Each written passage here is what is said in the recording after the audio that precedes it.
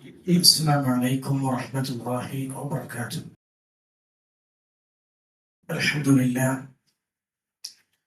الحمد لله على إحسانه وكماله، والشكر له على توفيقه وامتنانه، وأشهد أن لا إله إلا الله وحده لا شريك له تسبيحا بحمده، وأشهد أن محمدا عبده ورسوله الداعي إلى رضوانه، وصلى الله عليه وعلى آله وأصحابه وأتباعه وسلم تسليما كثيرا. أما بعد. സ്നേഹരായ സത്യവിശ്വാസി സഹോദരങ്ങളെ, അല്ലാഹു സുബ്ഹാനഹു വ തആലയെ സൂക്ഷിച്ച് തഖ്വ പാലിച്ചുകൊണ്ട് ജീവിക്കാൻ പരിശ്രമിക്കണമെന്ന് ആമുഖമായി എന്നോടും നിങ്ങൾ ഓരോരുത്തരോടും വസിയത്ത് ചെയ്യുകയാണ്, ഓർമ്മപ്പെടുത്തുകയാണ്. അല്ലാഹു സുബ്ഹാനഹു വ തആല നമുക്കെല്ലാം അതിനുള്ള തൗഫീഖ് നൽകി അനുഗ്രഹിക്കുമാറാകട്ടെ. അല്ലാഹുവിന്റെ വലിയ തൗഫീഖ് കൊണ്ട്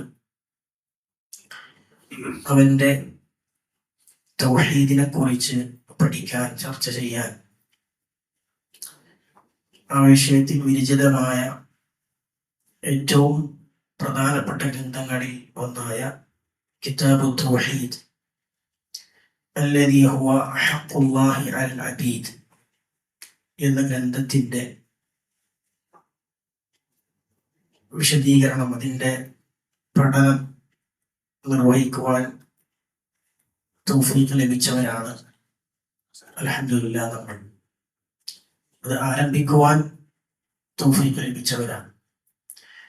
അല്ലാഹു സുബ്ഹാനഹു വ തആല അവന്റെ ദീന പഠിക്കാൻ, അവന്റെ തൗഹീദിനെ കുറിച്ച് പഠിക്കാൻ തൗഫീഖ് നൽകുന്നവരിൽ മരണം വരെ നമ്മെ നിലനിർത്തുമാറാകട്ടെ. റസൂലുള്ളാഹി സ്വല്ലല്ലാഹു അലൈഹി വസല്ലം പറഞ്ഞല്ലോ, മൻ യുരിദില്ലാഹു ബിഹി ഖൈറൻ യുഫഖിഹു ഫിദ്ദീൻ. ഒരു അടിമക്ക്, ഒരാൾക്ക് അള്ളാഹു ഖൈർ ഉദ്ദേശിച്ചിട്ടുണ്ടെങ്കിൽ ദീനിൽ അവന് അവഗാഹം നൽകും. അപ്പോൾ അള്ളാഹു ഇത്തരത്തിലുള്ള ഒരു ക്ലാസ്സിലോ പഠനത്തിലോ ഒന്നും പങ്കെടുക്കാൻ സാധിക്കാത്ത ഒരാളെക്കാൾ എന്തൊക്കെയോ ഖൈറുകൾ അള്ളാഹു നമുക്ക് ഉദ്ദേശിച്ചിട്ടുണ്ട്. അൽഹംദുലില്ലാഹ്. അത് നമ്മൾ അള്ളാഹുവിനെ സ്തുതിക്കണം, ശുക്ർ ചെയ്യണം. ആ നിഅ്മത്ത് നമ്മളിൽ നിന്നും നഷ്ടപ്പെട്ടു പോകാതിരിക്കാൻ റബ്ബിനോട് നമ്മൾ പ്രാർത്ഥിക്കണം. അതിനെ നിലനിർത്താൻ പരിശ്രമിക്കുകയും വേണം. എങ്ങനെയാണ് നിലനിർത്താൻ? നിഅ്മത്തിനെ നിലനിർത്തൽ എങ്ങനെ? ശുക്ർ ചെയ്തുകൊണ്ടാണ്. നിഅ്മത്തിനെ ശുക്ർ ചെയ്യാനാണ് നിലനിർത്താനുള്ള വഴി. അപ്പൊ ശുക്ർ ചെയ്യാന്ന് പറയുമ്പോൾ നാവ് കൊണ്ട് ശുക്രുണ്ട്, അള്ളാഹുവിനെ സ്തുതിക്കുക, ഹംദ് ചെയ്യുക, അള്ളാഹുവിനെ ദിക്ർ ചെയ്യുക. മനസ്സുകൊണ്ട് ആ നിഅ്മത്തിനെ തിരിച്ചറിയുക. അള്ളാഹു എനിക്ക് തന്ന വലിയൊരു നിഅ്മത്താണിത് എന്ന തിരിച്ചറിവുണ്ടാവുക. അള്ളാഹു സുബ്ഹാനഹു വ തആല റസൂലുള്ളാഹി സ്വല്ലല്ലാഹു അലൈഹി വസല്ലം പറഞ്ഞല്ലോ, മാ കുൻത തദ്രി മൽ കിതാബ് വലൽ ഈമാൻ. പ്രവാചകരെ, താങ്കൾക്ക് കിതാബ് എന്താണ്, ഈമാൻ എന്താണെന്ന് അറിയില്ലായിരുന്നു. വലാകിൻ ജഅൽനാഹു നൂറൻ തംശി ബിഹി ഫിന്നാസ്. പക്ഷെ നാം അത് താങ്കൾക്കുള്ളൊരു പ്രകാശമായി, താങ്കൾക്ക് ജനങ്ങൾക്കിടയിൽ നടക്കാവുന്ന ഒരു പ്രകാശമായി താങ്കൾക്ക് നിശ്ചയിച്ചു. അപ്പൊ അള്ളാഹു നൽകുന്ന വലിയൊരു അനുഗ്രഹമാണ് കിതാബ് എന്താണെന്നറിയാം, ഈമാൻ എന്താണെന്നറിയാം, തൗഹീദ് എന്താണെന്നറിയാം. അതുകൊണ്ട് ആ ഒരു നിഅ്മത്ത് നമ്മൾ തിരിച്ചറിയാം. മരണം വരെ അള്ളാഹുവിന്റെ ദീന പഠിക്കാൻ, ആ ഖൈറിന്റെ മാർഗത്തിൽ അള്ളാഹുവിനെ കുറിച്ച് അറിയാനും ചർച്ച ചെയ്യാനുള്ള സദസ്സുകളിലും അവസരങ്ങളിൽ ഞാൻ ഉണ്ടാകും, ഞാനത് ഉപയോഗപ്പെടുത്തും എന്നുള്ള ഒരു തീരുമാനം നമ്മുടെ ഭാഗത്ത് ഉണ്ടാവുക എന്നുള്ളതാണ് നമ്മിൽ നിന്നും ഏറ്റവും പരമപ്രധാനമായി ഉണ്ടാകേണ്ടത്. അപ്പോൾ നമ്മൾ കഴിഞ്ഞ ക്ലാസ്സിൽ കിതാബ് തൗഹീദ് എന്ന ഗ്രന്ഥത്തിന്റെ ഒരു പ്രാധാന്യവും അതിൽ പിന്നെ ചർച്ച ചെയ്യുന്ന വിഷയം എന്താണെന്നും ആ ഗ്രന്ഥം രചിക്കപ്പെട്ട സന്ദർഭവും സാഹചര്യവും കാലഘട്ടവും ഗ്രന്ഥരചയിതാവായ ഷെയ്ഖ് മുഹമ്മദ് ഇബ്നു അബ്ദുൽ വഹാബ് റഹിമഹുള്ളയെ കുറിച്ചുമൊക്കെ ചുരുങ്ങിയ രൂപത്തിൽ നമ്മൾ പറഞ്ഞു. ഇന്ന് ഇൻഷാ അല്ലാഹ് കഴിഞ്ഞ ക്ലാസ്സിൽ നമ്മൾ പറഞ്ഞ ചില കാര്യങ്ങൾ കൂടി കിതാബിന്റെ ഒരു പഠനത്തിലേക്ക് ഇന്ന് മുതൽ നമ്മൾ കിടക്കണം. അപ്പൊ കഴിഞ്ഞ ക്ലാസ്സിൽ പറഞ്ഞ ചില കാര്യങ്ങൾ കൂടി ഇന്ന് പറയും. അപ്പോഴേ നമ്മൾ തുടക്കം മുതൽ കിതാബിന്റെ ആരംഭം മുതൽ നമുക്ക് ഇന്നത്തെ ക്ലാസ് ആക്കാൻ പറ്റുള്ളൂ. ഒന്നാമതായി ഷെയ്ഖ് മുഹമ്മദ് അബ്ദുൽ വഹാബ് റഹിമഹുല്ലാഹ് ഗ്രന്ഥം തുടങ്ങുന്നത് ബിസ്മില്ലാഹിർ റഹ്മാനിർ റഹീം എന്ന് പറഞ്ഞ ഒരു വചനം കൊണ്ടാണ്. അല്ലെ, നമുക്കറിയാം ബസ്മല എന്നാണ് നമ്മൾ സാധാരണ അതിന് പറയാം. മഹാനായ ഹാഫിദ് ഇബ്നു ഹജർ അൽ അസ്ഖലാനി റഹിമഹുല്ലാഹ് അദ്ദേഹത്തിന്റെ ഫത്ഹുൽ ബാരിയിൽ പറയുന്നത് കാണാൻ സാധിക്കും. പണ്ഡിതന്മാരുടെയും ഗ്രന്ഥകർത്താക്കളുടെയും ചര്യയായി അത് ഇസ്തഖറ, അതങ്ങനെ തന്നെ ഉറച്ചു, അതങ്ങനെ നിലനിന്നു പോന്നു എന്ന് കിതാബുകളുടെ ഗ്രന്ഥങ്ങളുടെ തുടക്കത്തിൽ ബിസ്മില്ലാഹിർ റഹ്മാനിർ റഹീം എന്നത് എഴുതുക എന്നുള്ളത് ഗ്രന്ഥകർത്താക്കളുടെ ഒരു ചര്യയായി അതങ്ങനെ നിലനിൽക്കുന്ന ഒന്നാണ് എന്ന് അദ്ദേഹം പറഞ്ഞത് നമുക്ക് കാണാൻ സാധിക്കും. അത് അല്ലാഹു സുബ്ഹാനഹു വ തആലയുടെ കിതാബിൽ വിശുദ്ധ ഖുർആനിൽ സ്വീകരിച്ച ശൈലിയാണ്. വിശുദ്ധ ഖുർആനിലെ എല്ലാ സൂറത്തും തുടങ്ങുന്നത് എന്തുകൊണ്ടാണ്? ബിസ്മില്ലാഹിർ റഹ്മാനിർ റഹീം എന്നതുകൊണ്ടാണ്. വിശുദ്ധ ഖുർആന്റെ ആരംഭത്തിലും ഫാത്തിഹയുടെ ആരംഭത്തിൽ ബസ്മലയുണ്ട്. പിന്നെ റസൂലുള്ളാഹി സ്വല്ലല്ലാഹു അലൈഹി വസല്ലമയുടെ എഴുത്തുമുത്തുകളിലെ ചര്യയാണത്. അല്ലാഹുവിന്റെ റസൂൽ സ്വല്ലല്ലാഹു അലൈഹി വസല്ലമ എഴുതിയ വിവിധ കത്തുകളിൽ എഴുതിപ്പിച്ച എഴുത്തുകളിൽ ഒക്കെ നമുക്ക് അല്ലാഹുവിന്റെ റസൂൽ സ്വല്ലല്ലാഹു അലൈഹി വസല്ലമ ബിസ്മില്ലാഹിർ റഹ്മാനിർ റഹീം എന്ന് എഴുതിക്കൊണ്ട് തുടങ്ങിയത് കാണാൻ സാധിക്കും. ബുഖാരി മുസ്ലിം റിപ്പോർട്ട് ചെയ്ത ഇബ്നു അബ്ബാസ് റളിയല്ലാഹു അൻഹു നിവേദനം ചെയ്യുന്ന ഹിറഖിൽ എന്ന റോമിലെ ചക്രവർത്തിക്ക് എഴുതിയ കത്തിൽ തുടക്കത്തിൽ ബിസ്മില്ലാഹിർ റഹ്മാനിർ റഹീം എന്ന് പറഞ്ഞുകൊണ്ടാണ് ആ കത്ത് ആരംഭിക്കുന്നത്. അതുപോലെ ഹുദൈബിയ സന്ധിയിൽ പിന്നെ റസൂലുള്ളാഹി സ്വല്ലല്ലാഹു അലൈഹി വസല്ലമ ബുഖാരി മുസ്ലിം റിപ്പോർട്ട് ചെയ്ത ഹദീസിൽ കാണാം, അല്ലാഹുവിന്റെ റസൂൽ ബിസ്മില്ലാഹിർ റഹ്മാനിർ റഹീം എന്ന് എഴുതാൻ ആദ്യമായി കൽപ്പിക്കുകയും പിന്നീട് അത് ബിസ്മില്ല എന്നതിൽ മാത്രം മുശ്രിക്കുകളുടെ ആവശ്യപ്രകാരം ബിസ്മില്ല എന്ന മാത്രത്തിൽ പരിമിതപ്പെടുത്തുകയും ഒക്കെ ചെയ്ത സംഭവം നമുക്ക് കാണാൻ സാധിക്കും. എന്ന് മാത്രമല്ല, അത് മുൻകാല പ്രവാചകന്മാരുടെ കൂടി ചര്യയാണ് എന്ന് നമുക്ക് ഖുർആനിൽ നിന്ന് മനസ്സിലാക്കാൻ സാധിക്കും. സൂറത്തുൽ നംലിലെ ആയത്തിൽ അല്ലാഹു സുബ്ഹാനഹു വ തആല സൂറത്തുൽ നംലിന്റെ 37-ാമത്തെ ആയത്തിൽ സുലൈമാൻ നബിയുടെ കത്ത്, സുലൈമാൻ നബി അലൈഹി സ്വലാമിന്റെ കത്ത് പറയുന്നുണ്ട്. ബിൽഖീസ് രാജ്ഞിക്ക് എഴുതിയ കത്തിൽ ഇന്നഹു മിൻ സുലൈമാന ബിസ്മില്ലാഹിർ റഹ്മാനിർ റഹീം.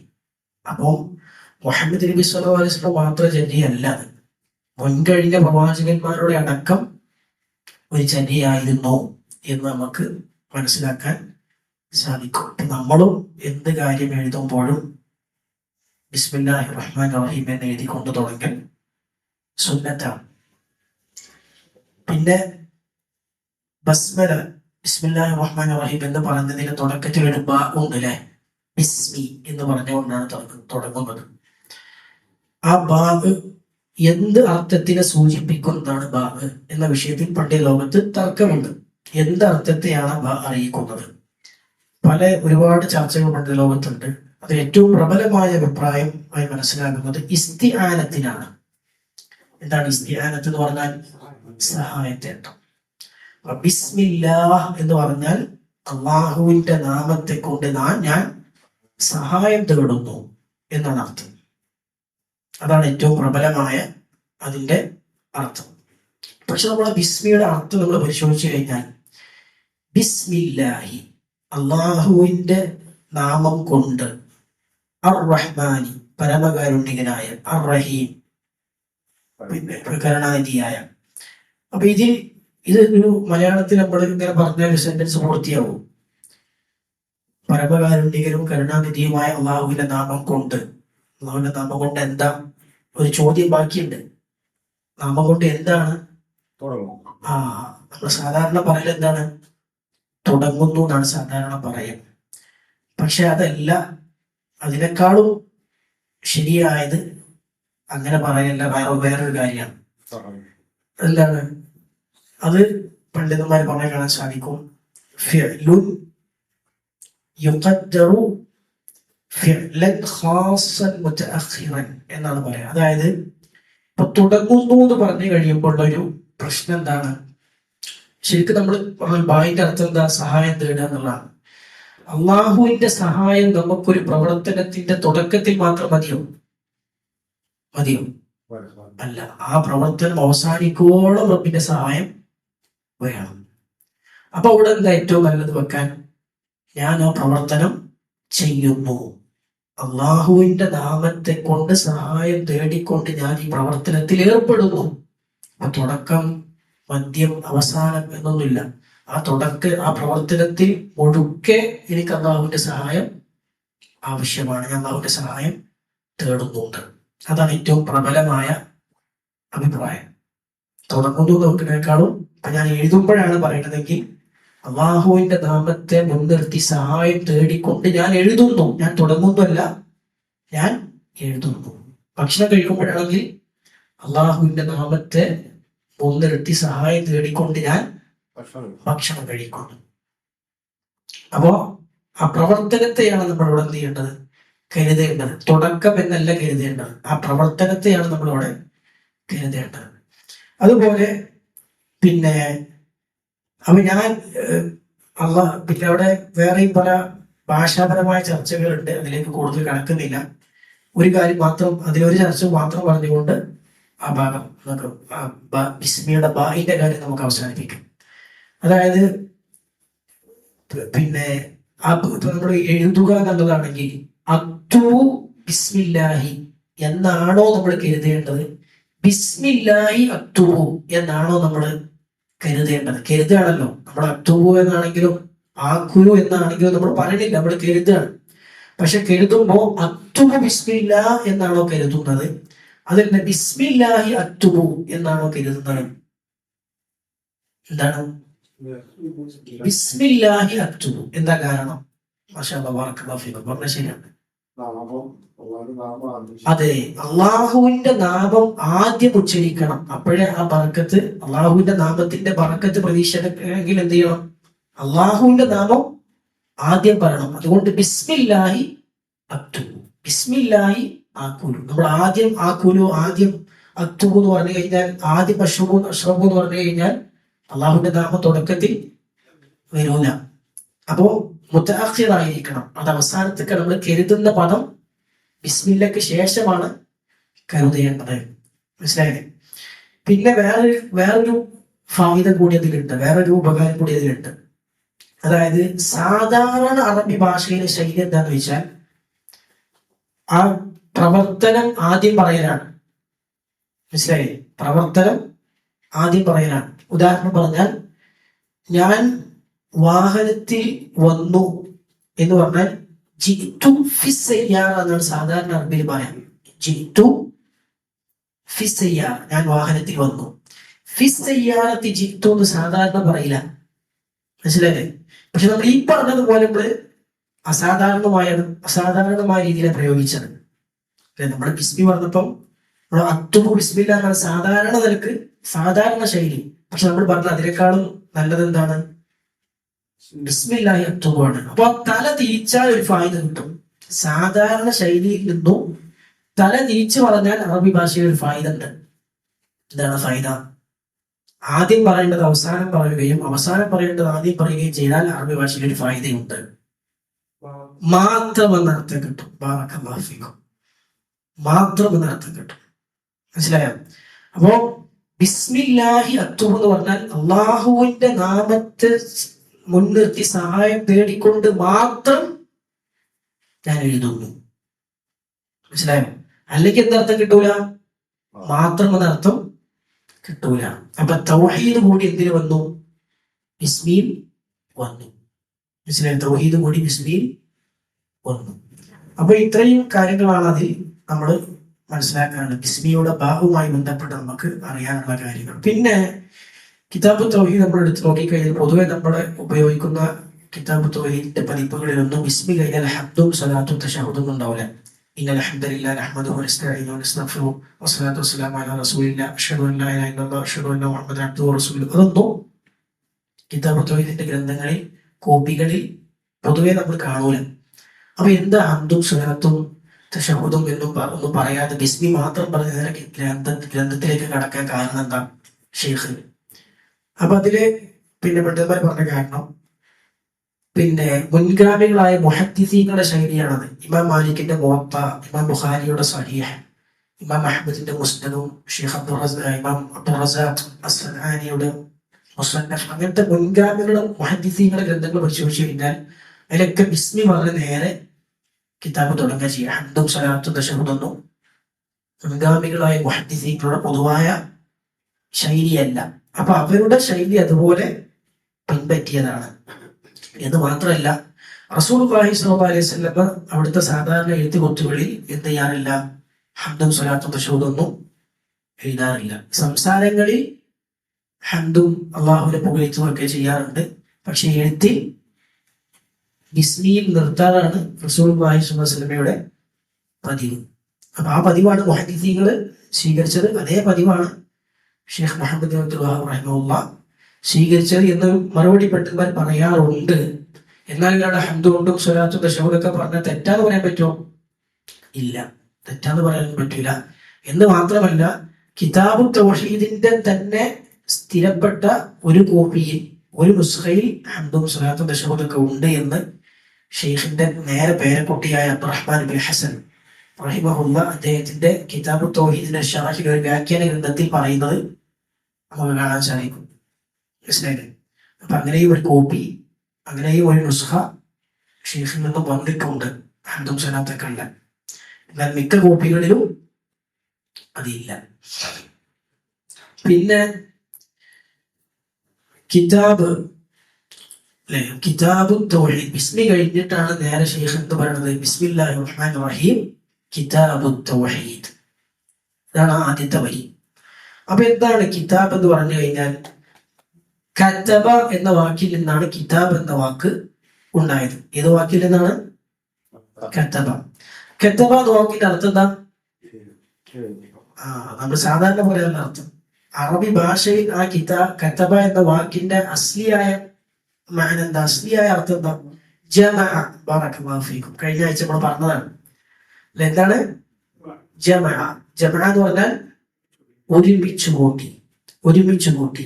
അപ്പൊ കതബ എന്ന് പറഞ്ഞ വാക്കിന്റെ അർത്ഥം, അടിസ്ഥാന അർത്ഥം ഒരുമിച്ച് കൂട്ടിനാണ്. ജമഅ, ഒരുമിച്ച് കൂട്ടി. അപ്പോ അതാണ് തകത്തബ ബനു ഫുലാൻ എന്ന് അറബിയിൽ പറഞ്ഞാൽ അതിന്റെ അർത്ഥം സംഘടിച്ചു. ഇന്ന ഗോത്രം, ബനു ഫുലാൻ എന്ന് പറഞ്ഞാൽ ഗോത്രം, ഒരു ഗോത്രം സംഘടിച്ചു, സൈനികമായി സംഘടിച്ചേക്ക് എന്ത് പറയും? തകത്തബ എന്ന പദം പ്രയോഗിക്കും. അപ്പോ ഒരുമിച്ച് കൂടുക, സംഘടിക്കുക എന്നൊക്കെ അർത്ഥമാണ് എന്തിനുള്ളത്? കതബ എന്ന വാക്കിന് അടിസ്ഥാനപരമായുള്ളത്. അപ്പോൾ കതബ എന്ന വാക്കിൽ നിന്നാണ് കിതാബ് എന്ന വാക്കുണ്ട്. അതായത് ഫിആൽ രൂപത്തിലേക്ക് കതബയെ മാറ്റിയതാണ്. ഫിആൽ എന്ന സീഗയിലേക്ക്, എന്ന രൂപത്തിലേക്ക് കതബയെ മാറ്റി. ഫഅല എന്നതിനെ ഫിആൽ രൂപത്തിലേക്ക് മാറ്റുന്നത് പോലെ കതബ എന്നതിനെ കിതാബ് രൂപത്തിലേക്ക് മാറ്റി. അപ്പൊ കിതാബ് രൂപത്തിലേക്ക് മാറ്റുമ്പോൾ സാധാരണ രണ്ട് രൂപത്തിലാണ്, രണ്ടാലൊരു രൂപത്തിലാണ് അതിനർത്ഥം വരിക. രണ്ടാലൊരു രൂപം. ഒന്നിക്കൽ കാത്തിബ് എന്നർത്ഥമാകും.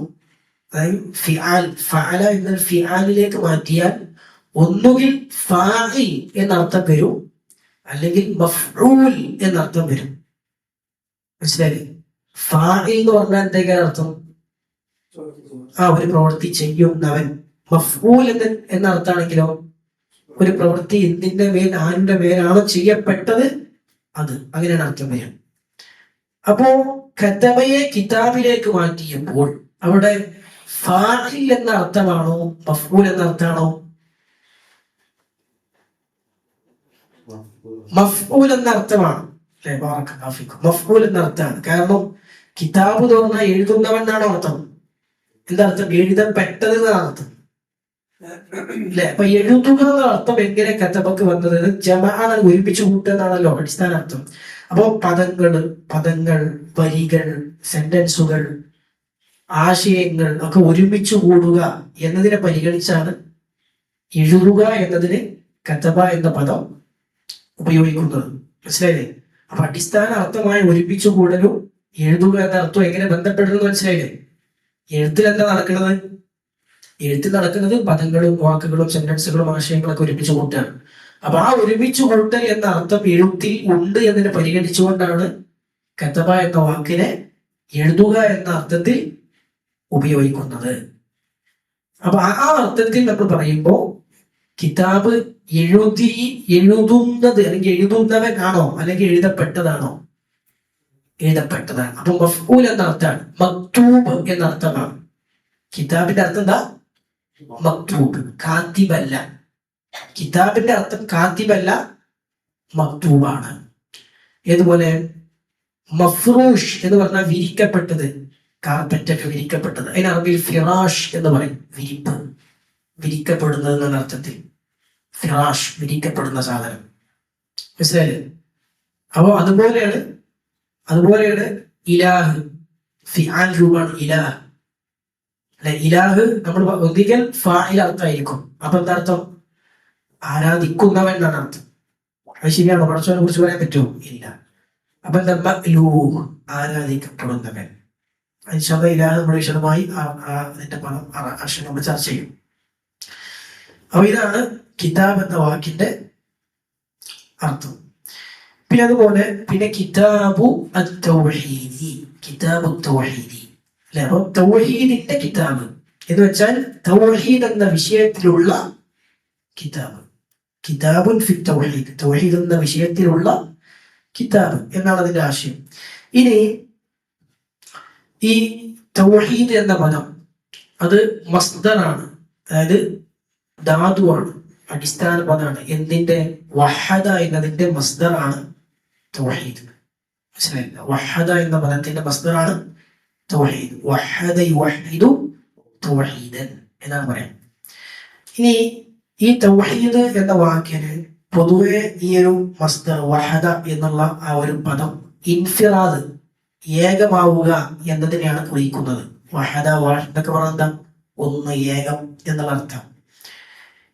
ഇതിന് ഭാഷാപരമായി ഇത് 2-3 രൂപത്തിൽ, പല രൂപത്തിൽ ഭാഷാ പണ്ഡിതന്മാർ തൗഹീദിന്റെ അർത്ഥം പറയാറുണ്ട്. അറബി ഭാഷയിൽ ജഅലു ശൈഇ വാഹിദൻ, ഒരു കാര്യത്തെ ഒന്നാക്കുക. അല്ലെങ്കിൽ അൽ ഹുക്മു അലാ ശൈഇ ബിഅന്നഹു വാഹിദ്, ഒരു കാര്യത്തെ കുറിച്ച് അത് ഒന്നാണ് എന്ന് വിധി പറയുക. എന്തെങ്കിലും ഒരു കാര്യത്തെ കുറിച്ച് അത് ഒന്നാണ് എന്ന് വിധി പറയുക. അല്ലെങ്കിൽ ഇഅ്തിഖാദു ശൈഇ വാഹിദൻ, ഒരു കാര്യം ഒന്നാണെന്ന് വിശ്വസിക്കുക. ഇങ്ങനെയൊക്കെ എന്ത് ചെയ്തിട്ടുണ്ട്? അറബി ഭാഷയിൽ തൗഹീദ് എന്ന വാക്കിന് പണ്ഡിതന്മാർ അർത്ഥം പറഞ്ഞിട്ടുണ്ട്. ഇനി എന്താണ് ശറഇൽ, മതത്തിൽ, ദീനിൽ എന്താണ് തൗഹീദ് എന്ന് പറഞ്ഞു കഴിഞ്ഞാൽ നമുക്കറിയാം, ഇഫ്റാദുല്ലാഹി സുബ്ഹാനഹു വ തആല ഫി റുബൂബിയ്യതിഹി വ ഉലൂഹിയ്യതിഹി വ അസ്മാഇഹി വ സിഫാതിഹി. ഇതാണ് തൗഹീദ്. ശൈഖുൽ ഇസ്ലാം ഇബ്നു തൈമിയ്യ റഹിമഹുല്ലാഹ് അവിടുത്തെ മജ്മൂഉൽ ഫതാവയിൽ 3-ാം വാള്യത്തിൽ തൗഹീദിന് വളരെ ചുരുങ്ങിയ വാക്കുകളിൽ ഒരു നിർവചനം പറഞ്ഞിട്ടുണ്ട്. അന്നഹു ലാ യശ്റകഹു അഹദുൻ ഫീ ശൈഇൻ മിൻ ഖസാഇസിഹി. തൗഹീദ് എന്ന് പറഞ്ഞാൽ എന്താണ്? ലാ യശ്റകഹു, അല്ലാ യശ്റകഹു, അല്ലാഹുവിൽ പങ്കു ചേരാതിരിക്കൽ അല്ലെങ്കിൽ പങ്കു ചേർക്കപ്പെടാതിരിക്കൽ. അഹദുൻ, ഒരാളും പങ്കു ചേർക്കപ്പെടാതിരിക്കൽ. ഫീ ശൈഇൻ മിൻ ഖസാഇസിഹി, അവന്റെ മാത്രം പ്രത്യേകതകളിൽ ഒന്നിലും ഒരാളും പങ്കു ചേർക്കപ്പെടാതിരിക്കാൻ. അപ്പൊ അള്ളാഹുവിന്റെ മാത്രം പ്രത്യേകതയാണ് അള്ളാഹുവിന്റെ റുബൂബിയ്യത്ത്. അവന്റെ പ്രത്യേകതയാണ് അവന്റെ അസ്മാഉ സിഫാത്ത്. അവന്റെ പ്രത്യേകതയാണ് ആരാധനക്കുള്ള അവകാശം, ആരാധനക്കുള്ള അവകാശം. അപ്പൊ ഈ പ്രത്യേകതകളിലൊന്നും അള്ളാഹുവിന് എന്ത് ചേർക്കപ്പെടാൻ പാടില്ല? പങ്കു ചേർക്കപ്പെടാൻ പാടില്ല എന്നതാണ് തൗഹീദ്. ഈ നമ്മൾ കഴിഞ്ഞ ക്ലാസ്സിൽ പറഞ്ഞിരുന്നു, തൗഹീദ് 2 വിഭാഗമുണ്ട്. അല്ലെ, 2ആയിട്ട് തൗഹീദ് നമുക്ക് വേർതിരിക്കാൻ കഴിയും. ഏതൊക്കെയാണ്? തൗഹീദുൽ ഇൽമി, തൗഹീദുൽ അമലി. അല്ലെ, ഒന്ന് വൈജ്ഞാനികം തൗഹീദ്, വൈജ്ഞാനികമായ തൗഹീദ്. അതിന് വേറെ പേരുണ്ട്, തൗഹീദുൽ മാരിഫത്തി വൽ ഇസ്ബാത്ത്. തൗഹീദുൽ മാരിഫത്തി വൽ ഇസ്ബാത്ത്, അറിവിന്റെയും സ്ഥിരപ്പെടുത്തലിന്റെയും തൗഹീദ്. അത് അല്ലാഹു സുബ്ഹാനഹു വ തആല സംബന്ധിച്ച് നമുക്ക് എന്തൊക്കെ അള്ളാഹുവിനെ കുറിച്ച് അറിയാമോ അതൊക്കെ നമ്മൾ അറിയുന്നു, അതൊക്കെ അള്ളാഹു നമ്മൾ സ്ഥിരപ്പെടുത്തുന്നു. അതിലുള്ള തൗഹീദ് അതാർക്ക് മാത്രമേ ഉള്ളൂ? അള്ളാഹ്ക്ക് മാത്രമേ ഉള്ളൂ. മറ്റൊന്നോ തൗഹീദുൽ അമലി, അതിന് വേറൊരു പേരുണ്ട്, തൗഹീദുൽ ഖസ്ദി വൽ ഇറാദ. അതായത് ലക്ഷ്യം വെക്കലിലും ഉദ്ദേശത്തിലുള്ള തൗഹീദ്. നമ്മുടെ പ്രവർത്തനങ്ങൾ നമ്മൾ ആര് ലക്ഷ്യം വെച്ച് നിർവഹിക്കുന്നു, ആരുടെ പ്രീതി ഉദ്ദേശിച്ച് ചെയ്യുന്നു, അതാണ് അള്ളാഹുവിന്റെ മാത്രം. അതാണ് തൗഹീദുൽ അമലി. നമ്മുടെ പ്രവർത്തനങ്ങളിലുള്ള തൗഹീദാണ്, നമ്മുടെ പ്രവർത്തനങ്ങളിലുള്ള തൗഹീദാണ്. മറ്റേത് നമ്മൾ അള്ളാഹുവിനെ കുറിച്ചുള്ള അറിവിലുള്ള തൗഹീദാണ്. അപ്പോൾ ഇതാണ് തൗഹീദിനെ രണ്ടാക്കി വേർതിരിക്കുകയാണെങ്കിൽ നമുക്ക് ഇങ്ങനെ വേർതിരിക്കാൻ പറ്റും. അതല്ലെങ്കിൽ തൗഹീദ് സാധാരണ പറയാനുള്ള ഏറ്റവും അധികം നമ്മൾ കേട്ടിട്ടുള്ള വിഭജനമാണ് തൗഹീദിനെ എത്ര ആയി തിരിക്കരുത്? തൗഹീദിനെ മൂന്നായി തിരിക്കാം. ഏതൊക്കെ? തൗഹീദ് റുബൂബിയ്യ, ഉലൂഹിയ്യ, അസ്മാഉ സിഫാത്ത്. അപ്പൊ തൗഹീദ് റുബൂബിയ്യയെ നമ്മൾ തൗഹീദ് ഇൽമിയിലാണ് അമലിയിലാണ് പഠിത്തേണ്ടത്? തൗഹീദ് റുബൂബിയ്യയെ തൗഹീദ് ഇൽമിയിൽ പഠിത്തണം. കാരണം വിശ്വാസമാണ്, അള്ളാഹുവിനെ കുറിച്ചുള്ള അറിവാണ്. അള്ളാഹു മാത്രമാണ് ഈ ലോകത്തിന്റെ റബ്ബ് എന്ന് നമ്മൾ അറിയുന്നു.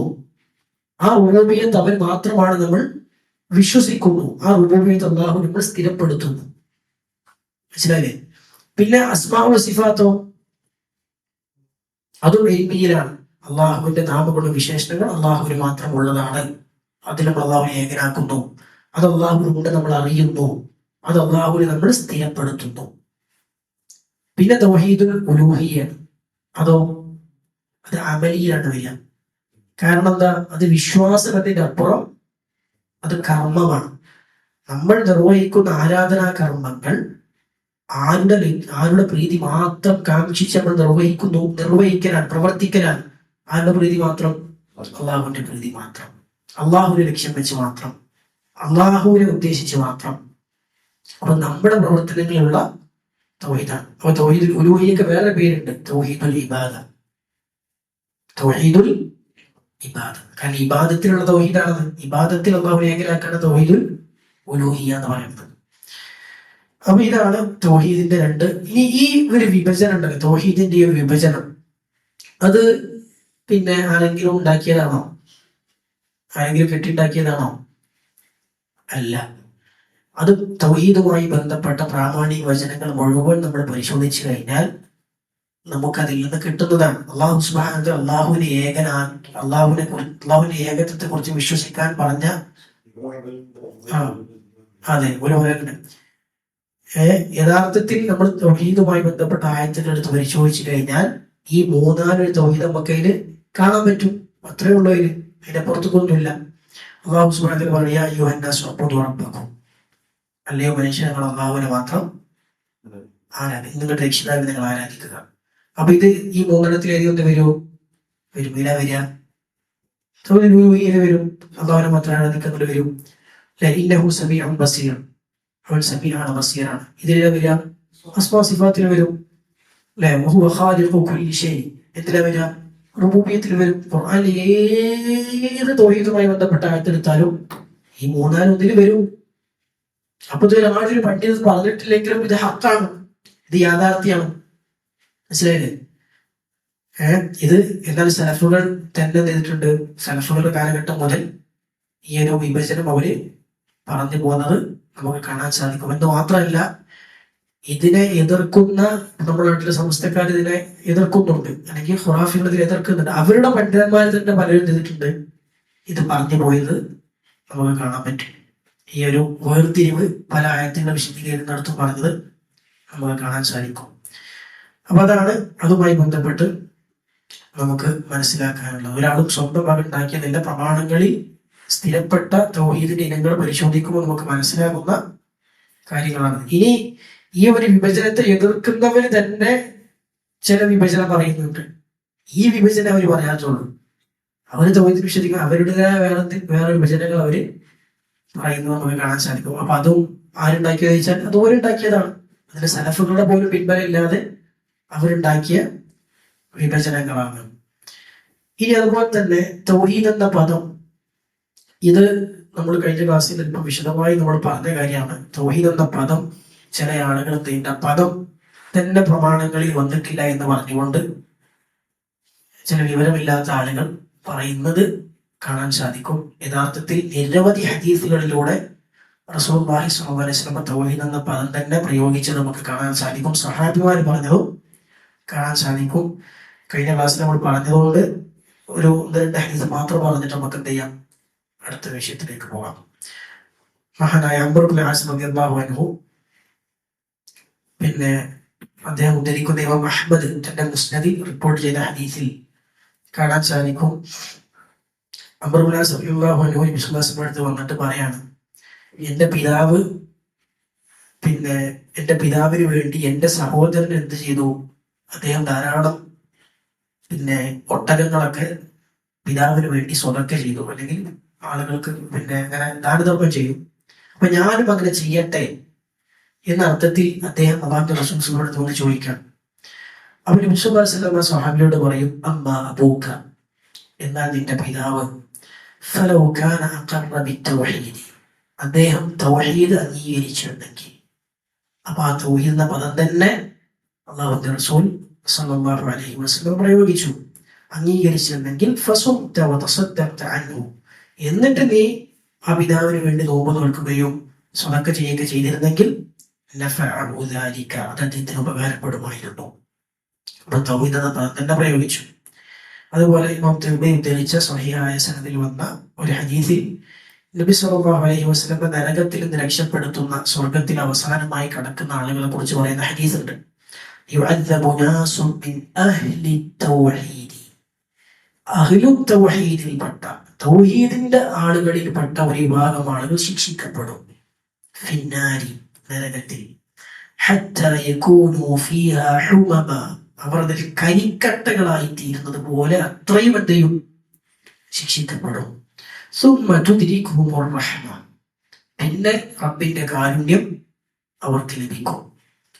ഫയുഖ്റജൂൻ വയുത്റഹൂൻ അലാ അബ്വാബിൽ ജന്ന, അങ്ങനെ സ്വർഗത്തിൽ നിന്ന് നരകത്തിൽ നിന്ന് അവർ പുറത്തു കടക്കപ്പെടുകയും സ്വർഗീയ കവാടങ്ങളിലേക്ക് അവർ എറിയപ്പെടുകയും ചെയ്യും.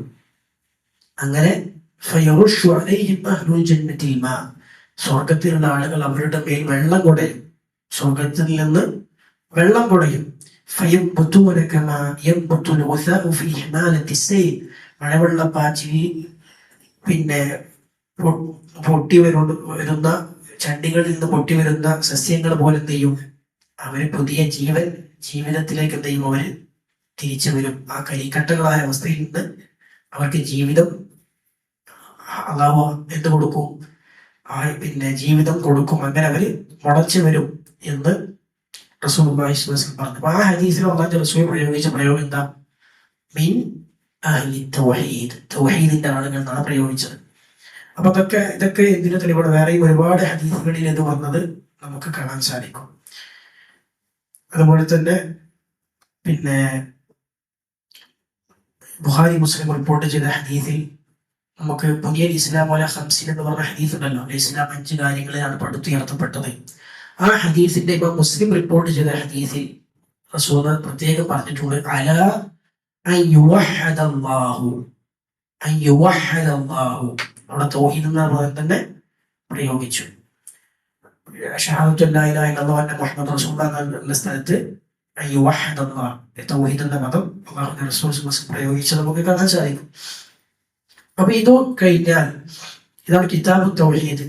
കിതാബു തൗഹീദി എന്ന് കഴിഞ്ഞാൽ പിന്നെ ശൈഖ് കിതാബു തൗഹീദിൽ പറയുന്നത് എന്താ, വഖൗലില്ലാഹി തആല, തൗഹീദിന്റെ കിതാബും പിന്നെ ഈ അള്ളാഹുവിന്റെ വാക്കിന്റെ കിതാബ്, അള്ളാഹുവിന്റെ ഈ വാക്കിന്റെ കിതാബ്, അള്ളാഹുവിന്റെ വാചകം. ഏതാണ് തൊട്ടടുത്ത ആയത്ത്, ഏതാണ് ആയത്ത്, വഖൗലില്ലാഹി തആല വമാ ഖലഖ്തുൽ ജിന്ന വൽ ഇൻസ ഇല്ലാ ലിയഅ്ബുദൂൻ. അതല്ലെങ്കിൽ വഖൗലുല്ലാഹി തആല എന്ന് പറയാം, കിതാബ് തൗഹീദിന്റെ ഗ്രന്ഥം, പിന്നെ അള്ളാഹുവിന്റെ വാക്കും അങ്ങനെയും പറയാം. അപ്പൊ എന്താ അള്ളാഹു സുബ്ഹാനഹു വ തആല ഈ ആയത്തിൽ പറയുന്നത്? ഇപ്പൊ ഷെയ്ഖ് മുഹമ്മദ് അബ്ദുൽ വഹാബ് റഹിമഹുല്ലാഹ് ആദ്യമായി കിതാബ് തൗഹീദിൽ കൊണ്ടുവന്ന ആയത്താണ്. ഷെയ്ഖ് മുഹമ്മദ് അബ്ദുൽ വഹാബ് റഹിമഹുല്ലാഹ് ഈ ഒരു കിതാബ് തൗഹീദിന്റെ ആരംഭത്തിൽ ആദ്യമായി പറഞ്ഞ ആയത്ത് ഏതാണ്? സൂറത്തുൽ ദാരിയാത്തിലെ 56-ാമത്തെ ആയത്തായ വമാ ഖലഖ്തുൽ ജിന്ന വൽ ഇൻസ ഇല്ലാ ലിയഅ്ബുദൂൻ. ഈ ഒരു തുടക്കത്തിൽ ഈ ആദ്യത്തെ ഒരു ഭാഗത്ത് ഷെയ്ഖ് 4 ആയത്തും ഒരു ഹദീസും ഒരു അസറുമാണ് കൊണ്ടുവരുന്നത്. അപ്പൊ ഈ ഒരു ആദ്യത്തെ അധ്യായത്തിൽ തന്നെ, ആദ്യത്തെ ബാബിൽ തന്നെ ഈ ഒരു കിതാബിന്റെ വിഷയം എന്താണ്, അതിൽ പ്രതിപാദ്യ വിഷയം എന്താണ് എന്നുള്ളത് ശേഖ് എന്ത് ചെയ്യുന്നുണ്ട്, പഠിപ്പിക്കാനുള്ള പ്രാമാണിക വചനങ്ങൾ കൊണ്ടുവരുന്നുണ്ട്. അതിൽ ആദ്യമായി കൊണ്ടുവന്ന ആയത്താണ് ഒരുപാട് ഗുണപാഠങ്ങൾ നമുക്കുള്ള ഒരു ആയത്താണ്. ഒരുപാട് വിഷയങ്ങൾ ചർച്ച ചെയ്യാനും പഠിക്കാനും മനസ്സിലാക്കാനുമുള്ള ഒരു ആയത്താണ്. അപ്പൊ ഇതിൽ അള്ളാഹു സുബ്ഹാനഹു വ തആല ആയത്തിൽ പറയാണ്, പിന്നെ ജിന്നിനെയും മനുഷ്യനെയും എന്നെ ആരാധിക്കുവാൻ വേണ്ടി മാത്രമല്ലാതെ നാം ഞാൻ സൃഷ്ടിച്ചിട്ടില്ല എന്ന് അള്ളാഹു സുബ്ഹാനഹു വ തആല പറഞ്ഞു. അപ്പൊ ഇവിടെ എന്നെ ആരാധിക്കാൻ എന്ന് പറഞ്ഞതിൽ നമ്മൾ മനസ്സിലാക്കേണ്ടത് എന്നെയും പിന്നെ വേറെയുള്ളവരും ആരാധിക്കാനല്ല, എന്നെ മാത്രം ആരാധിക്കാൻ, അതാണ് അതിന്റെ ഉദ്ദേശം. അതുകൊണ്ടാണ് ഇമാം കെൽബിയെ പോലെയുള്ള മുൻഗാമികൾ പറഞ്ഞു കാണാൻ സാധിക്കും, എന്നെ തൗഹീദ് ചെയ്യുവാൻ വേണ്ടിയല്ലാതെ എന്ന് യഅ്ബുദൂനിയെ അവർ തഫ്സീർ ചെയ്യുന്നത് നമുക്ക് കാണാൻ പറ്റും. എന്നെ തൗഹീദ് ചെയ്യുവാൻ. അപ്പൊ തൗഹീദുള്ള ഇബാദത്ത് മാത്രമാണ് അള്ളാഹുവിന്റെ അടുക്കൽ പരിഗണനീയമായ ഇബാദത്ത്. അല്ലാത്ത ഇബാദത്ത് അള്ളാഹുവിന്റെ അടുക്കൽ വിലയില്ല. അള്ളാഹു സുബ്ഹാനഹു സൂറത്ത് സുമറിന്റെ 2-ാമത്തെ ആയത്തിൽ പറഞ്ഞു, ഫഅ്ബുദില്ലാഹ മുഖ്ലിസൻ ലഹുദ്ദീൻ, നീ അള്ളാഹുവിനെ ആരാധിക്കണം മുഖ്ലിസൻ എന്ന് വെച്ചാൽ നിഷ്കളങ്കമാക്കിക്കൊണ്ട്, മാത്രമാക്കിക്കൊണ്ട്, ലഹു അവന് ദീനിനെ, കീഴ്വണക്കത്തെ അവന് മാത്രമാക്കിക്കൊണ്ട് എന്ത് ചെയ്യണം, നീ അള്ളാഹുവിനെ ആരാധിക്കണം. അതാണ് തൗഹീദ്. അതാണ് ആ ഇബാദത്താണ് പഠിച്ചവർ നമ്മോട് ആവശ്യപ്പെട്ടിട്ടുള്ളത്. സൂറത്ത് സുമറിന്റെ 3-ാമത്തെ ആയത്തിൽ അള്ളാഹു പറയുന്നു, അലാ ലില്ലാഹി ദീനുൽ ഖാലിസ്, ഖാലിസായ നിഷ്കളങ്കമായ പങ്കില്ലാത്ത കീഴ്വണക്കം ആർക്കുള്ളതാണ്? അള്ളാഹുവിനുള്ളത്. അങ്ങനെയുള്ള കീഴ്വണക്കം, അങ്ങനെയുള്ള ഇബാദത്താണ് അള്ളാഹു സുബ്ഹാനഹു വ തആല സൃഷ്ടികളിൽ നിന്ന് തേടുന്നത്. അതിനു വേണ്ടിയാണ് അള്ളാഹു സൃഷ്ടികളെ സൃഷ്ടിച്ചത്. ഇവിടെ ഈ ആയത്തിൽ ഒരുപാട് ചർച്ചകളുണ്ട്. വളരെ പ്രധാനപ്പെട്ട നമ്മുടെ വിഷയവുമായി ബന്ധമുള്ള സംഗതികൾ മാത്രം കാര്യമായി നമ്മൾ ഈ കിതാബ് തൗഹീദിൽ ചർച്ച ചെയ്യുള്ളൂ. അതിൽ ഒന്ന്, മാ ഖലഖ്തുൽ ജിന്ന വൽ ഇൻസ ഇല്ല, അല്ലെ, മാ ഇല്ല, മായും ഇല്ല. മാ എന്ന് പറഞ്ഞാൽ നിഷേധിക്കുക. ഒരു കാര്യത്തെ നിഷേധിച്ചതിൽ നിന്ന് എന്ത് ചെയ്യാണ്, ഒന്നിനെ ഒഴിവാക്കുക. അപ്പൊ അതിൽ നിന്നൊരു അർത്ഥം കിട്ടും. എന്തർത്ഥം കിട്ടും? ഹസ്റിന്റെ അർത്ഥം കിട്ടും. എന്ന് വെച്ചാൽ മാത്രം എന്നർത്ഥം കിട്ടും. അതായത് ഞാൻ സൃഷ്ടിച്ചിട്ടേ ഇല്ല, ഞാൻ നിങ്ങളെ സൃഷ്ടിച്ചിട്ടേ ഇല്ല, എന്തിനു വേണ്ടിയല്ലാതെ, എന്നെ ആരാധിക്കാൻ വേണ്ടിയല്ലാതെ എന്നർത്ഥം കിട്ടും. അതാണ് ആ രണ്ട് നിഷേധവും അതിൽ നിന്ന് ഇസ്തിസ്നാനും എക്സെപ്ഷനും രണ്ടും വന്നു കഴിഞ്ഞാൽ അതിന് അങ്ങനെ അർത്ഥം കിട്ടും, അല്ലെ, ഇത് മാത്രമാണ് ലക്ഷ്യമെന്ന അർത്ഥം കിട്ടും. അതുപോലെ തന്നെ പിന്നെ ഈ ആയത്ത് നമുക്ക് കിട്ടുന്ന പ്രധാനപ്പെട്ട പാഠാണ്, അള്ളാഹു സുബ്ഹാനഹു വ തആല ജിന്നുകളെ സൃഷ്ടിച്ചല്ലോ. മനുഷ്യന്റെ മുമ്പ് ആരെ പറഞ്ഞു? ജിന്നുകളെ പറഞ്ഞു. എന്നിട്ട് മനുഷ്യരെ പോലെ തന്നെ ജിന്നുകൾക്കും എന്തുണ്ട്? തക്ലീഫുണ്ട്. ആ പടച്ച റബ്ബിനെ ആരാധിക്കാനുള്ള ബാധ്യത ആർക്കും ഉണ്ട്? ജിന്നുകൾക്കും ഉണ്ട്. അത് ഈ ആയത്തിൽ നിന്ന് കിട്ടുന്ന പ്രധാനപ്പെട്ട ഒരു പാഠാണ്, അല്ലെ. ജിന്നുകൾക്കും എന്ന് മാത്രമല്ല, ഇത് പണ്ഡിത ലോകത്ത് അഭിപ്രായ വ്യത്യാസമില്ലാത്ത ഏകാഭിപ്രായമുള്ള വിഷയമാണ്. തക്ലീഫിൽ പടച്ച റബ്ബിനെ ആരാധിക്കാനുള്ള ബാധ്യതകൾ ആർക്കും ഉണ്ട്? മനുഷ്യനെ പോലെ തന്നെ ജിന്നുകൾക്കും ഉണ്ട്. അതുപോലെ തന്നെ ഇനി ജിന്നുകൾക്ക് ഉണ്ടെന്ന് വെച്ച് മനുഷ്യർക്കുള്ള എല്ലാ നിയമം അതുപോലെ അവർക്ക് ഉണ്ടെന്നാണോ? അല്ല, അവർക്ക് അവരുടേതായ നിയമങ്ങളും പിന്നെ നിർദ്ദേശങ്ങളും ഒക്കെയാണുള്ളത്. മനുഷ്യർക്കുള്ള അതേ നിർദ്ദേശങ്ങളല്ല. തക്ലീഫ് രണ്ട് ജിന്നിനും മനുഷ്യനും ഉണ്ട്. പക്ഷെ മനുഷ്യരുടെ നിയമങ്ങളല്ല ആർക്കുള്ളത്? ജിന്നുകൾക്ക്. ജിന്നുകൾക്ക് അവരുടേതായ നിയമങ്ങളും കാര്യങ്ങളുമാണ് ഉണ്ടാവുക. അതുപോലെ തന്നെ സ്വാഭാവികമായും തക്ലീഫ് ഉണ്ടെങ്കിൽ, പടച്ചറബിനെ ആരാധിക്കാനുള്ള ബാധ്യതയുണ്ടെങ്കിൽ, അള്ളാഹുവിന്റെ നിയമങ്ങൾ അനുസരിക്കാനുള്ള ബാധ്യതയുണ്ടെങ്കിൽ സ്വാഭാവികമായും പ്രതിഫലവും ശിക്ഷയും ഉണ്ടാകും. പ്രതിഫലവും ശിക്ഷയും ഉണ്ടാകും. അപ്പോൾ പ്രതിഫലവും ശിക്ഷയും ഉണ്ട് എന്ന വിഷയത്തിൽപ്പെട്ട ലോകത്ത് പിന്നെ ചർച്ചയുണ്ട്. അപ്പോ അവർ തൗഹീദുള്ളവരാണെങ്കിൽ, പടച്ചറബിനെ ആരാധിക്കുന്നവരാണെങ്കിൽ അവർക്ക് പ്രതിഫലമുണ്ട്, അവർക്ക് സ്വർഗത്തിൽ പ്രതിഫലമുണ്ട് എന്നതാണ് ഭൂരിഭാഗം പണ്ഡിതന്മാരുടെയും അഭിപ്രായം. എന്നാൽ വളരെ ചുരുക്കം ചില പണ്ഡിതന്മാർക്ക് എന്താ അഭിപ്രായമുണ്ട്? അവർക്ക് സ്വർഗമില്ല. തൗഹീദും പടച്ചറബിനെ അനുസരണമൊക്കെ ഉള്ളവരാണെങ്കിലും സ്വർഗം അവർക്കില്ല. നരകത്തിൽ നിന്ന് രക്ഷപ്പെടുത്തപ്പെടുകയും അതിനുശേഷം ജിന്നുകൾ നശിപ്പിക്കപ്പെടുകയും ചെയ്യും. ജിന്നുകളുടെ ആയുസ്സിന്റെയും ഇല്ലാതാക്കും. നരകത്തിൽ നിന്ന് രക്ഷപ്പെടുത്തപ്പെടുക എന്നുള്ളതാണ് അവർക്കുള്ള പ്രതിഫലം. അവർക്ക് സ്വർഗം എന്ന പ്രതിഫലം ഇല്ല എന്ന് അഭിപ്രായപ്പെട്ട വളരെ ചുരുക്കം ചില പണ്ഡിതന്മാരുണ്ട്. പക്ഷെ ശരിയായ ഭൂരിഭാഗം പണ്ഡിതരുടെ അഭിപ്രായം എന്താണ്? അവർക്ക് സ്വർഗം ഉണ്ട് എന്നതാണ്.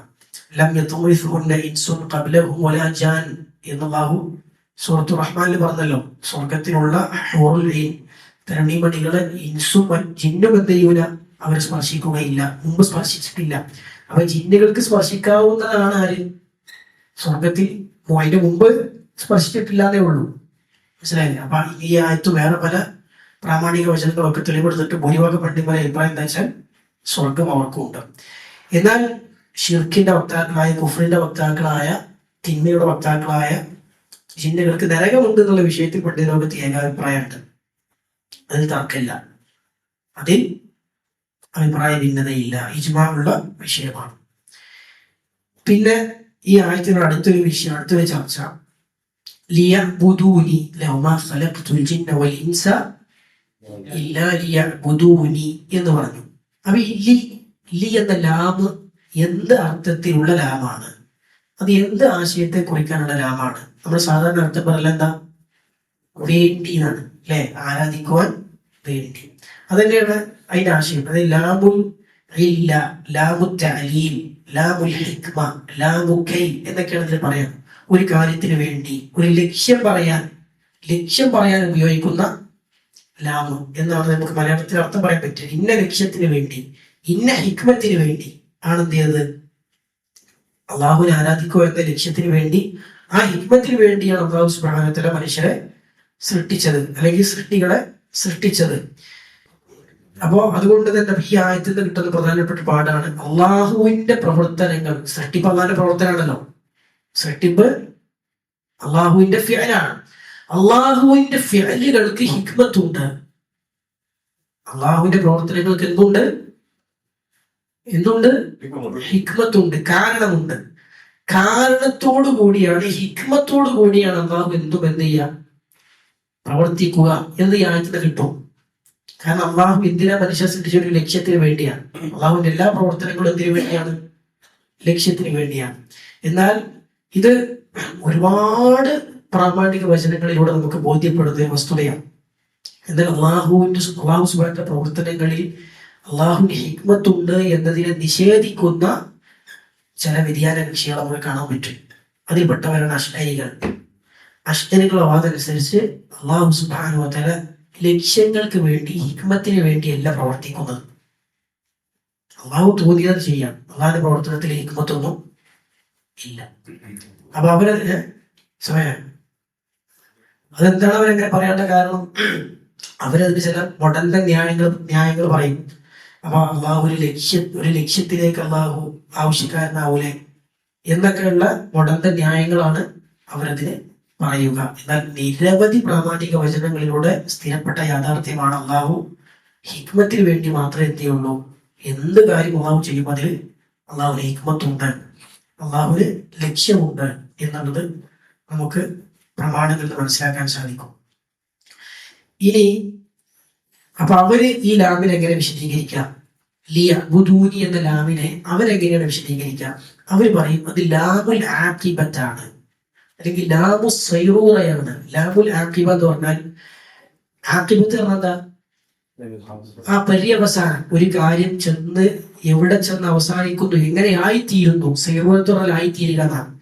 അപ്പോ അള്ളാഹു സുബ്ഹാനഹു മനുഷ്യരെ സൃഷ്ടിച്ച് മനുഷ്യരെ എങ്ങനെ ആയിത്തീരും, അള്ളാഹുവിനെ ആരാധിക്കുന്നവരായിത്തീരും.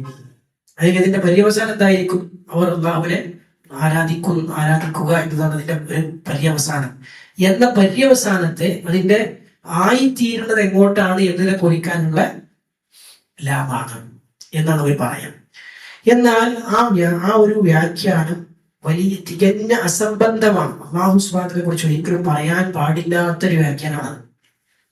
ഇമാം ഇബ്നു ഖയ്യിം റഹിമഹുല്ലാഹും ശൈഖുൽ ഇസ്ലാം തൈമിയ്യ റഹിമഹുല്ലാഹൊക്കെ വളരെ വിശദമായി ആ വിഷയം കൈകാര്യം ചെയ്തിട്ടുണ്ട്. എന്താണ് പറയാൻ പാടില്ല എന്ന് പറയാൻ കാരണം, ഈ ലാമുൽ ആഖിബ എവിടെ ഉണ്ടാവുമെന്ന് ചോദിച്ചാൽ, പര്യവസാനം എന്താണെന്ന് അറിയാത്ത ഒരാളെ സംബന്ധിച്ചാണ് എന്ത് പറയാം, ഈ ലാമുലാക്കിബ് പ്രയോഗിക്കാം. അല്ലെങ്കിൽ പര്യവസാനം എന്താണെന്ന് അറിയാം, പക്ഷെ തടുക്കാൻ കഴിയൂല. ആ പര്യവസാനത്തെ തടുക്കാൻ കഴിയാത്ത ഒരാളെ സംബന്ധിച്ച് അത് പറയാൻ പറ്റുള്ളൂ. അതിന് വിശുദ്ധ ഖുർആനിലെ സൂറത്തുൽ ഖസ്റിലെ 8-ാമത്തെ ആയത്ത് ഇതിന് ഉദാഹരണമാണ്. ഈ ലാമുലാക്കിബക്കുള്ള ഉദാഹരണമാണ്.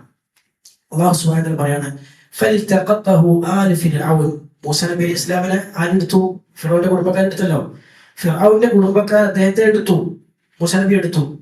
ലിയകൂന ലഹും അദുവൻ വഹസന. അവർക്ക് ശത്രുവും സങ്കടവും ആയി തീരാൻ വേണ്ടി, പ്രയാസവുമായി തീരാൻ വേണ്ടി. അപ്പോ ശത്രുവായി തീരാനാണോ അവരെടുത്തത്? മൂസാ നബി എടുത്ത് മൂസാ നബി ശത്രുവായി തീരാനാണോ? അല്ല. അവർക്ക് മൂസാ നബിയോട് സങ്കടങ്ങളും പ്രയാസങ്ങളും ഉണ്ടാകാനാണോ എടുത്തത്? അല്ല. അപ്പൊ അവിടെ ലാമിന്റെ അർത്ഥം ആയി തീരാന്നല്ല. ആ എടുത്തതിലൂടെ പിന്നെ അതിന്റെ ആഖിബത്ത് എന്തായി? ശത്രുവായി തീർന്നു. അത് പിന്നെ എങ്ങനെ ആയി തീർന്നു? അവർക്ക് സങ്കടമുള്ള വിഷയം, പ്രയാസമുള്ള വിഷയം ആയി തീർന്നു. അപ്പം ഫിർഔനെ സംബന്ധിച്ചിടത്തോളം, ഫിർഔന്റെ കുടുംബക്കാരെ സംബന്ധിച്ചിടത്തോളം അത് അറിയില്ലായിരുന്നു. അതുകൊണ്ടാണ് അങ്ങനെ ആയിത്തീർന്നത്. മനസ്സിലായില്ലേ? ഇതിങ്ങനെ ആയിത്തീരുന്ന അവർക്ക് അറിയില്ലായിരുന്നു. ഇതുപോലെ ഒരു കവിതയിൽ നമുക്ക് കാണാൻ സാധിക്കും.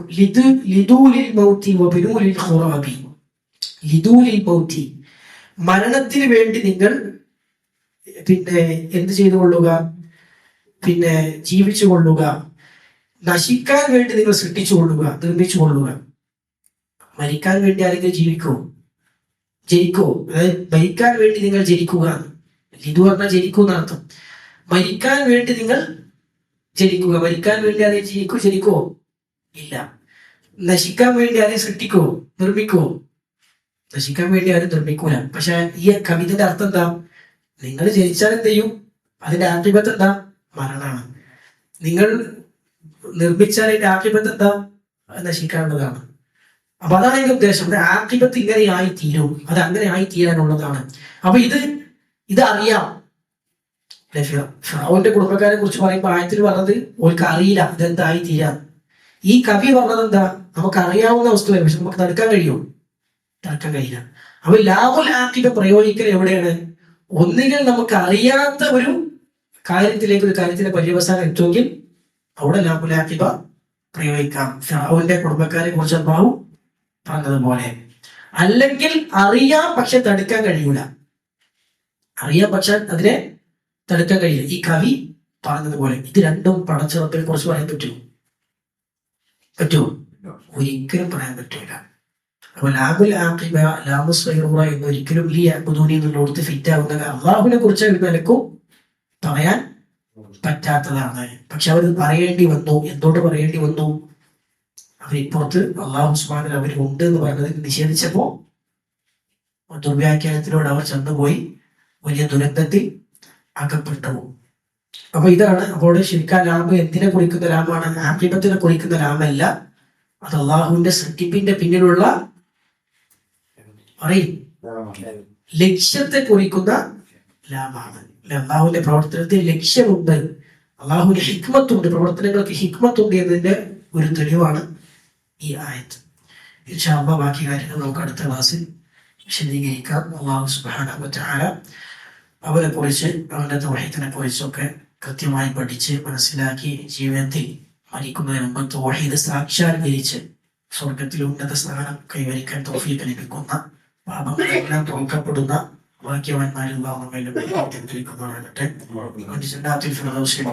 നമ്മുടെ കുടുംബത്തെയും അവന്റെ അതിവിശാലമായ ഫضലും ഔദാര്യം കൊണ്ട് കേൾക്കുമാറാകട്ടെ. നമ്മുടെ എല്ലാ തെറ്റുകുറ്റങ്ങളും കരുണാമയനായ റഹ്മാനായ ഗഫൂറായ ഗഫാറായ പുറത്തു നിന്ന് ശിക്ഷയിൽ നിന്ന് നമ്മെ നമ്മുടെ മാതാപിതാക്കളെയും എല്ലാം അല്ലാഹു സുബ്ഹാനഹു വ തആല കാത്തു രക്ഷിക്കുമാറാകട്ടെ. ഇഹലോകത്തും പരലോകത്തും സൗഖ്യപൂർണ്ണമായ ജീവിതം അല്ലാഹു സുബ്ഹാനഹു വ തആല നമുക്ക് നൽകുമാറാകട്ടെ. ലോകത്തിന്റെ വേദികളിൽ പ്രയാസപ്പെടുന്ന, കഷ്ടതകൾ അനുഭവിക്കുന്ന നമ്മുടെ സഹോദരന്മാർക്ക് സമാധാനവും പ്രതാപവും അല്ലാഹു സുബ്ഹാനഹു വ തആല നൽകിയേക്കുമാറാകട്ടെ. മുസ്ലിമീങ്ങളെ ഹിദായത്തിന്റെ മാർഗത്തിലേക്ക്, തൗഹീദിന്റെയും സുന്നത്തിന്റെയും പാതയിലേക്ക് റബ്ബ് സുബ്ഹാനഹു വ തആല വഴി നടത്തുമാറാകട്ടെ. اللهم اغفر للمسلمين والمسلمات الأحياء منهم والأموات. اللهم أعز الإسلام والمسلمين وأذل الشرك والمشركين. وصلى الله وسلم على نبينا محمد والحمد لله رب العالمين. سبحانك اللهم وبحمدك أشهد أن لا إله إلا أنت أستغفرك وأتوب إليك. السلام عليكم.